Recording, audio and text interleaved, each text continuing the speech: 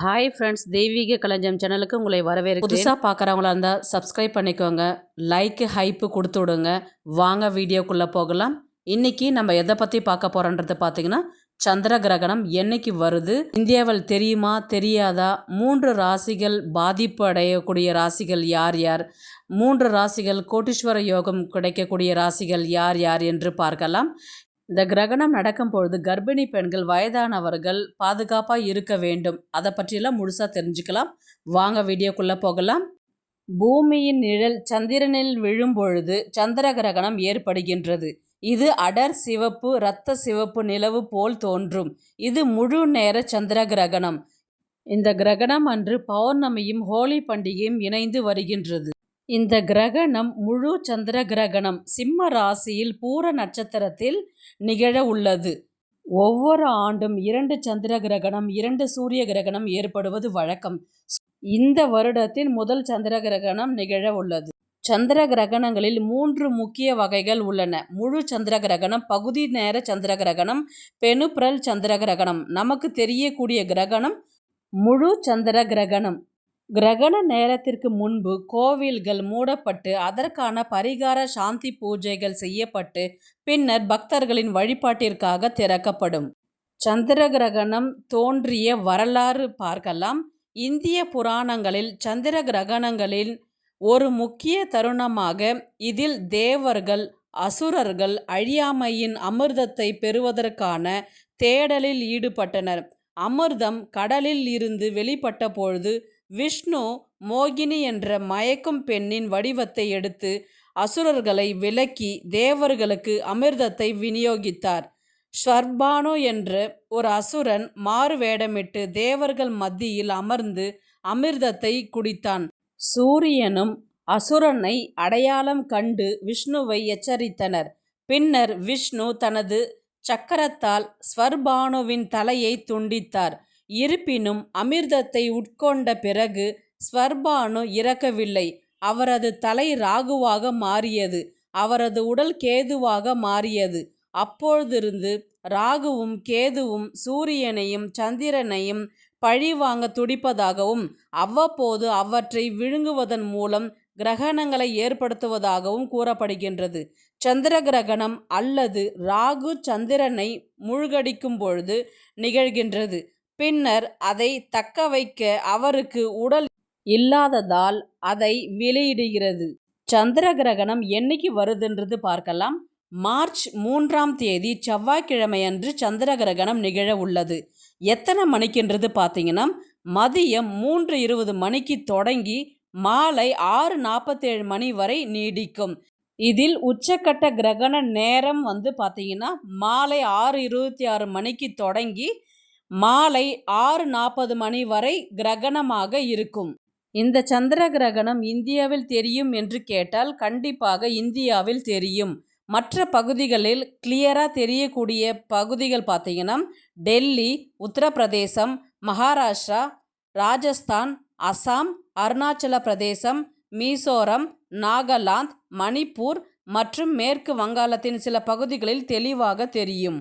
இந்தியாவை தவிர மற்ற நாடுகளில் எங்கே கிளியராக தெரியக்கூடிய நாடுகள் பார்த்தீங்கன்னா Pakistan, Afghanistan, Iran, Iraq, Australia, New Zealand, Russia, வடக்கு மற்றும் தென் அமெரிக்காவில் தெரியும். இந்தியாவின் கிழக்கு மற்றும் வடகிழக்கு மாநிலங்களில் இது ஓரளவு தெளிவாக தெரியும். கிரகணத்தின் போது செய்ய வேண்டியவை, செய்யக்கூடாதவை என்று பார்க்கலாம். கிரகணத்தின் போது சூரியனிலிருந்து வரும் கதிர்கள் தாக்கப்படுவதால் வானத்திலிருந்து வரும் தீய கதிர்வீச்சுகள் நம்மை தாக்கும். அதனால் வெளியே செல்வதை தவிர்க்க வேண்டும். சாப்பிடக்கூடாது, உடல் உறவு கொள்ளக்கூடாது. கர்ப்பிணிகள் வெளியே வந்தால் சிசுவுக்கு பாதிப்பு ஏற்படலாம். இதனால் குழந்தைகள் குறைபாடுடன் பிறக்க வாய்ப்புள்ளது. கிரகணத்தை வெறும் கண்களில் பார்க்கக்கூடாது. கிரகணம் பொழுது பயணம் செய்வதை தவிர்க்க வேண்டும். செய்ய வேண்டியவை என்ன என்று பார்க்கலாம். ஒரு முறை இறைவனை வேண்டி ஜப மந்திரத்தை உச்சரித்தால் 1 மடங்கு பலனும், அந்தி சாயும் நேரம் 10 மடங்கு பிரம்ம முகூர்த்தமும், 100 மடங்கு பௌர்ணமி அமாவாசை 1000 மடங்கு பலன்களும் கிடைக்கும். அதுவே கிரகண நேரத்தில் செய்தால் லட்ச மடங்கு பலன்கள் கிடைக்கும். கிரகணம் முடிந்த பின்னர் வீட்டை நன்கு கழுவி சுத்தம் செய்து குளித்து தீபம் ஏற்றி இறைவனை வழிபடுவதோடு கோவிலுக்கு சென்று வழிபாடு செய்ய வேண்டும். கிரகணம் முடிந்த பிறகு கல் உப்பு சிறிது போட்டு குளிக்க வேண்டும். நுண் உயிரிகள் நம் உடலை விட்டு அகலும். கிரகண நேரத்தில் உணவு வைத்திருக்கும் பாத்திரத்தில் தர்பை புல் போட்டு வைக்கலாம், அல்லது அருகம்புல் போட்டு வைக்கலாம், அல்லது துளசி இலைகளை போட்டு வைக்கலாம். இது கதிர்வீச்சுகளை தடுக்கக்கூடிய சக்திகள் உண்டு. கிரகணம் முடிந்த அடுத்த நொடியே வெளியில் செல்வதை தவிர்த்தல் நல்லது. சிறிது நேரம் கழித்து செல்லலாம்.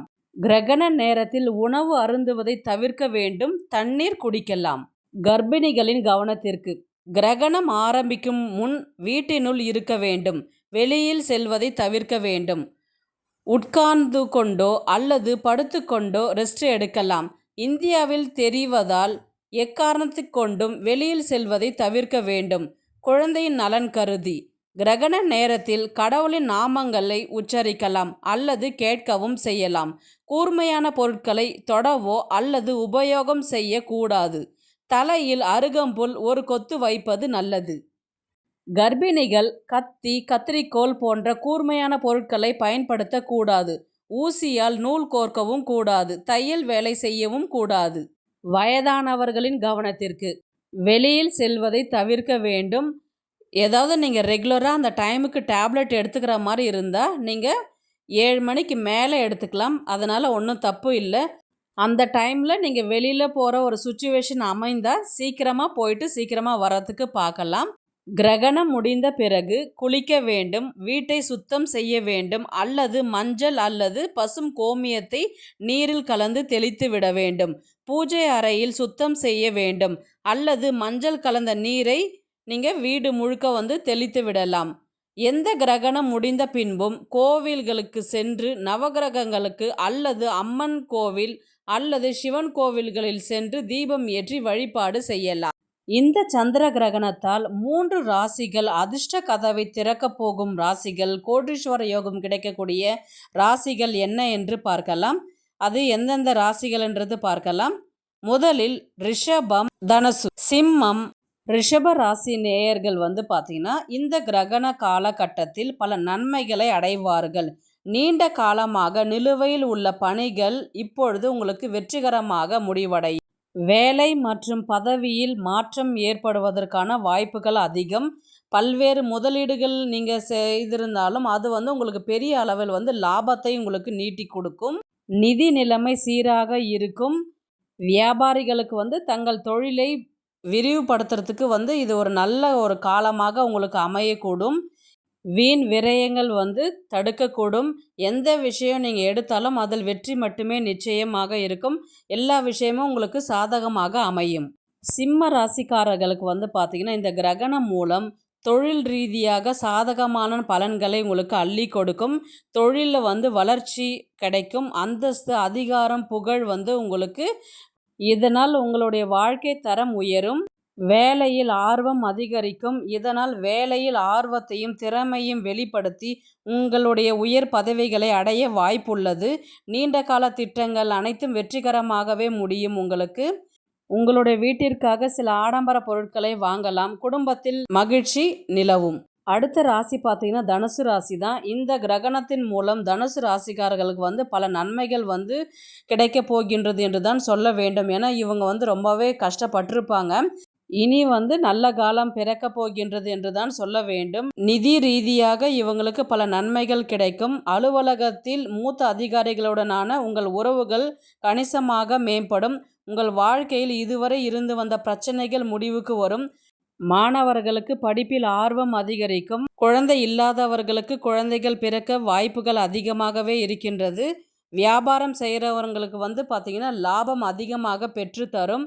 இந்த கிரகணத்தின் மூலம் உங்களுக்கு வெற்றி மட்டுமே கிடைக்கும். கஷ்டங்கள் குறைய வாய்ப்புகள் அதிகமாகவே இருக்கிறது. வெற்றியை நோக்கி இனி நீங்கள் பயணிப்பீர்கள். சந்திர கிரகணத்தால் பாதிப்பு உள்ளாகும் ராசிகள் பார்த்தீங்கன்னா கடகம், கும்பம், மீனம்.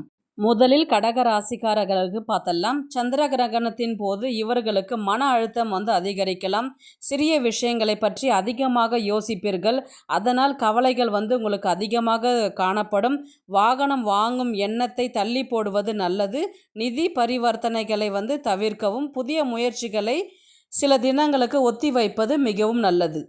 அடுத்தது கும்பராசிக்காரர்கள் தான் பார்க்கணும். இந்த காலகட்டத்தில் எச்சரிக்கையாக இருக்க வேண்டும். தொழில் அல்லது வேலையில் யாரையும் கண்மூடித்தனமாக நம்ப வேண்டாம். ஆவணங்கள் மற்றும் நிதி விஷயங்களில் கவனம் தேவை. மன அழுத்தம் அதிகரிக்கும். சிறிய கவனக்குறைவு கூட பெரிய பிரச்சனைகளுக்கு வழிவகுக்கும். கவனமாக இருக்க வேண்டிய நாள். அடுத்தது மீன ராசிக்காரர்கள். உடல்நல பிரச்சனைகள் சந்திக்க நேரிடலாம். உங்கள் உணவில் சிறப்பு கவனம் செலுத்தி சாப்பிடுவது மிகவும் அவசியமானது. மன அழுத்தம் அதிகமாக காணப்படும். புதிய முதலீடுகளை தவிர்ப்பது நல்லது. ஆன்லைனில் ஏதாவது பர்ச்சேஸ் பண்ணுற மாதிரி இருக்குது, பொருள் வாங்குற மாதிரி இருந்ததுன்னா அன்னைக்கு ஒரு நாள் வாங்காமல் இருப்பது மிகவும் நல்லது. கடகம், கும்பம், மீன ராசிக்காரர்கள் கிரகணம் முடிந்த பிறகு நவகிரகத்துக்கு தீபம் ஏற்றி வழிபாடு செய்வது மிகவும் சிறப்பு. தானம் வழங்கலாம். அன்னதானம், ஆடை தானம் வழங்கலாம். இதனால் நம்மளுடைய ராசிக்கு பாதிப்பு குறையும். இந்த வீடியோ உங்களுக்கு பிடிச்சிருக்கும்னு நான் நினைக்கிறேன். இது போன்ற ஆன்மீக தகவல்களுக்கு நம்முடைய தெய்வீக கலைஞன் சேனலை சப்ஸ்கிரைப் பண்ணிக்கோங்க. நெக்ஸ்ட் ஒரு நல்ல பதிவில் சந்திக்கலாம். உங்களிடமிருந்து விடைபெறுவது உங்கள் புனிதவதி. இந்த வீடியோ பிடிச்சிருந்தா லைக் பண்ணுங்க, நம்ம சேனலை சப்ஸ்கிரைப் பண்ணுங்க. உங்க ஆதரவு ரொம்ப முக்கியம். நன்றி.